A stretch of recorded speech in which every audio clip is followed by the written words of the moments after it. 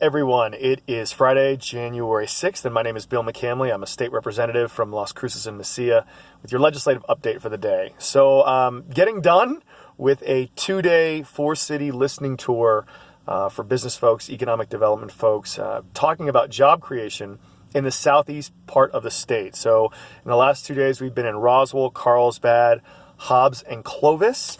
This is a really important thing. This is an initiative by the incoming Speaker-designate, Brian Egoff, and the Democrats who are coming in to hopefully lead the House of Representatives in this year for a couple of reasons. Number one, many of us Democrats come from the Rio Grande corridor, so Santa Fe, Albuquerque, Las Cruces, which tend to be more urban and different than the areas out here in a little bit more rural areas with different economic backgrounds. So it's good to hear from folks out here just because they're different. Second reason is most of the folks out here are Republican. There's only one Democrat on the east side, and everyone else is from the other side of the aisle. And so it's really important for us coming in that we try to be amenable to working with Republicans when we can to get stuff done because we want government to work.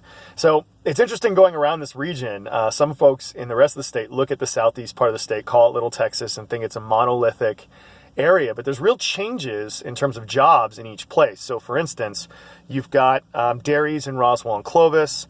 Oil and gas is big in Roswell, Carlsbad, and Hobbs, while we just got done in Clovis, and wind energy is actually a big deal there.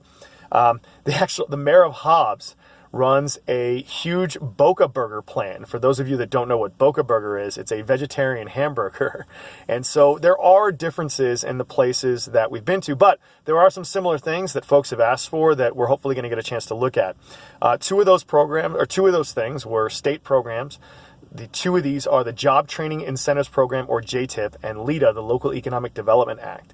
These two things have been a very successful series of programs around the state for bringing jobs in from outside the state into the state and growing them. People want us to continue those, but also modify them. So, for instance, there's a 6-month requirement that anyone who wants a JTIP job, or a company that wants to hire someone from JTIP, has to live here for that long. And is there a way to loosen that up a little bit if the jobs are going to stay here longer? We got to look at things like that. There also, the other thing we hear about all the time is regulations, and government regulations, and there's too many hoops to jump through. And this is a really tough one because we need specifics. Certain regulations are in place for reasons, and regarding health or safety or protecting the environment.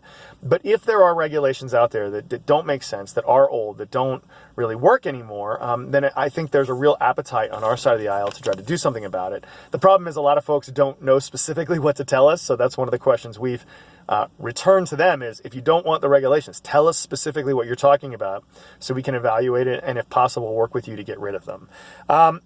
I guess that's, one of my frustrations is that when you come out here, a lot of folks, they don't want taxes. They want to keep low taxes, which is fair.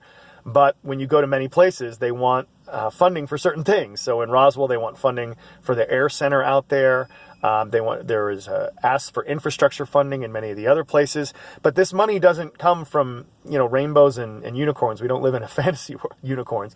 We don't live in a fantasy world. It comes from taxes. So a lot of times, if you're not taxing folks, you got to figure out where money's going to be coming from, and that's not always available. The other problem is when people are complaining about regulations sometimes, that comes from the fact that there's not enough people at the state to help folks get through the different procedures they need to go through and some of the offices. And if we're not having a state budget that's good enough to hire folks needed to do this, then that becomes a problem too. So while there may be some regulations that we need to get rid of and don't make a lot of sense, it may also be more worthwhile to hire more people to help folks get through some of this morass of bureaucracy. So that's another thing. I got to tell you, I've spent about 10 hours, 12 hours on the road over the past 3 days. I still got another 3 hours to get home. I'm in Roswell. I'm about to get some dinner, but this is really, really worthwhile. There's a lot of very good ideas out there, and I think it's extremely important that we as public officials take the time and make the effort to listen to people, understand that they need to be heard, and where we can work together, take their ideas and make it into policy. So thanks for taking this message in. As always, if you have any questions, comments, or concerns, love to hear from you, and hope everyone has a wonderful and safe weekend. Thanks. Bye.